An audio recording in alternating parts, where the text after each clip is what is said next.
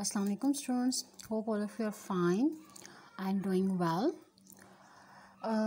Previously we have solved the question that in which we are going to take out the factorization. ठीक है कि एक algebraic expression दिया हुआ है, हमने उसको फैक्टराइज करना है. तो फैक्टराइजेशन का सबसे पहला रूल हमने पढ़ा था, that is to take out the common.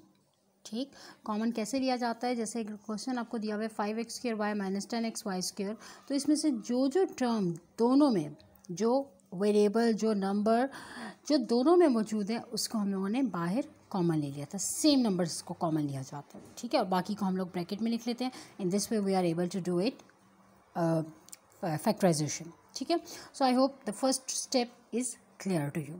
Now we are going to do the question number 2, that is the second step of factorization.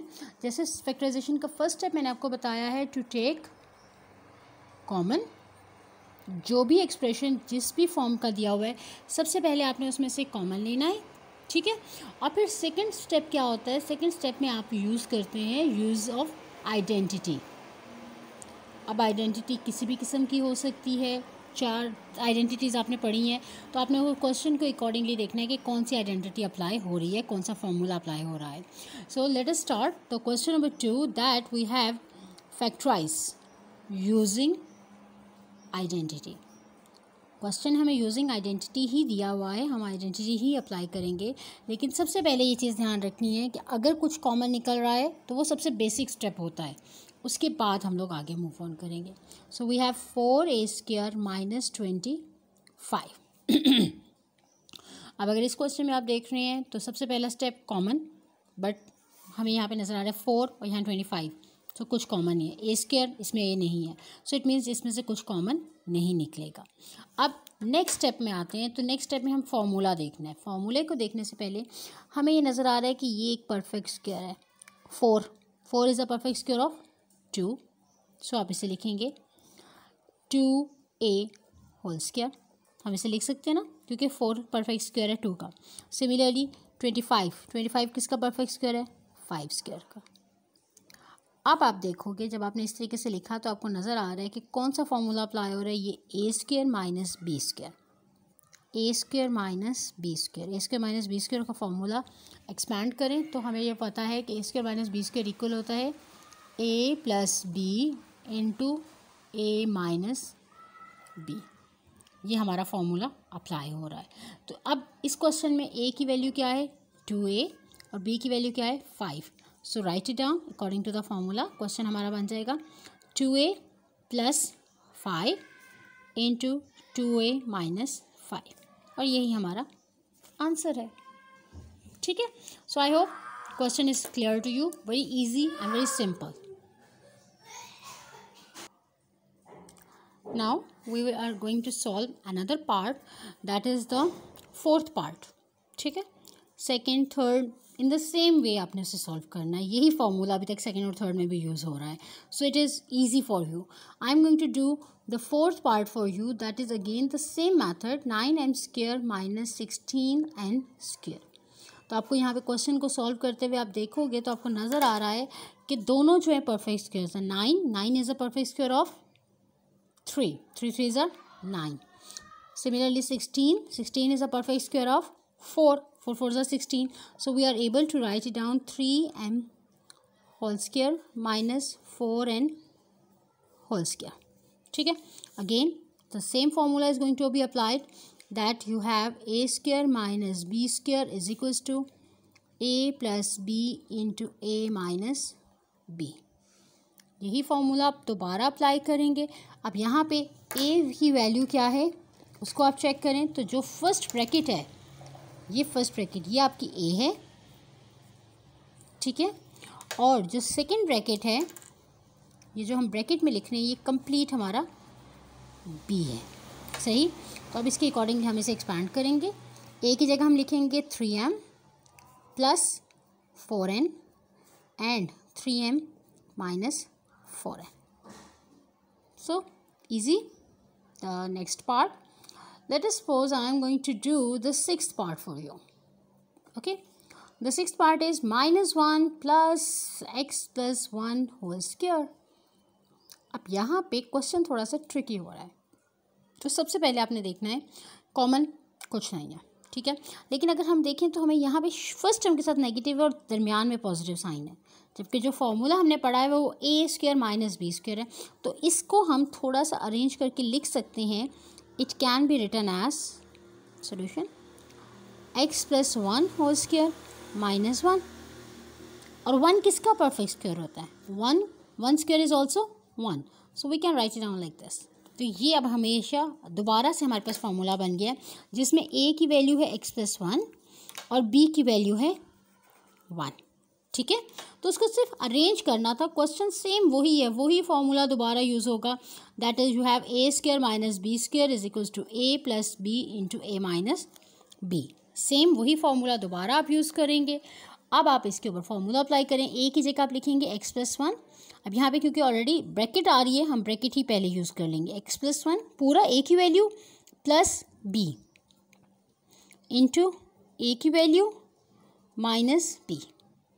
अब इससे नेक्स्ट स्टेप में हम इस ब्रैकेट को ओपन करके सिंप्लीफाई कर लेंगे, तो हमारे पास आंसर आ जाएगा x plus one X plus one minus one. Solve करें, you got X plus same signs add करेंगे, one plus one two, one minus one opposite signs cancel हो जाएंगे and we got our answer that is X into X plus two. Similarly another part for you, that is the eighth part is again totally same, जैसे आपको भी मैंने six part समझाया है वैसे ही है। आपको सामने ही नज़र आ रहा है कि a प्लस बी ये एक परफेक्ट स्क्वायर दिया हुआ है, सिमिलरली ये एक परफेक्ट स्क्वायर दिया हुआ है, ठीक है। ये हमारी फर्स्ट टर्म है और ये हमारी सेकेंड टर्म है। इसके अकॉर्डिंगली अब आपने फार्मूला अप्लाई करना है, वही फार्मूला दोबारा यूज़ हो रहा है। That is a square minus B square is equals to A plus B into A minus B.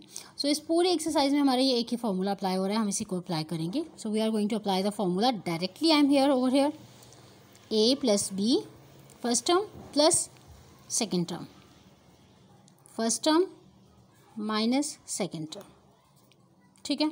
Open the brackets, a plus b plus c, a plus b minus सी।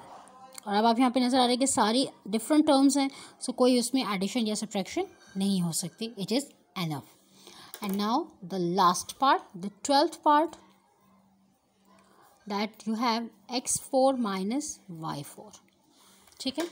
अब इस part में अगर आप देख रहे हो तो आपको नज़र आ रहा है that you have the two perfect squares, ठीक है।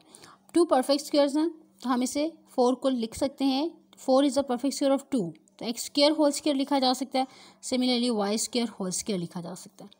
तो इसके मुताबिक हमारी फर्स्ट टर्म बनेगी एक्स स्क्वायर और सेकेंड टर्म बनेगी वाई स्क्वायर, ठीक है। अब अप्लाइंग द फार्मूला, जब हम फार्मूला अप्लाई करेंगे तो हमारे पास बन जाएगा x square plus y square into x square minus y square, ठीक है।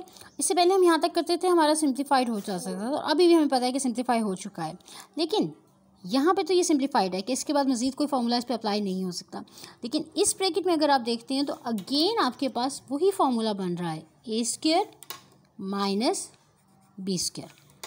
अगेन वो फार्मूला बन रहा है, मतलब ये हुआ कि हम दोबारा से वही फार्मूला अप्लाई करेंगे। That you have A square minus B square is equals to A plus B into A minus b, ठीक है। तो हम दोबारा ये फार्मूला अप्लाई करेंगे। फर्स्ट ब्रैकेट मज़ीद फैक्टराइज नहीं हो सकती, इसको एज इट इज़ लिखेंगे, यही हमारा आंसर है। और सेकंड ब्रैकेट में हमारे फर्स्ट ए की जगह आ गया एक्स और बी की जगह वाई, तो इसे लिखा जाएगा x plus y into x minus y. So this is your answer. So I hope all the questions are clear to you, and today's your homework is, what is today's homework is that you need to solve all these questions. Exercise 8.6 question number 2, 1 to 12 parts.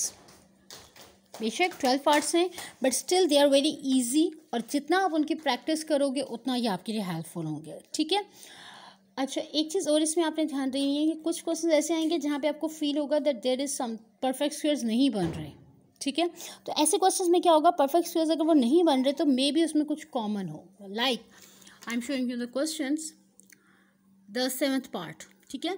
अभी seventh part में देखिए 8 is not a perfect square, 18 is not a perfect square.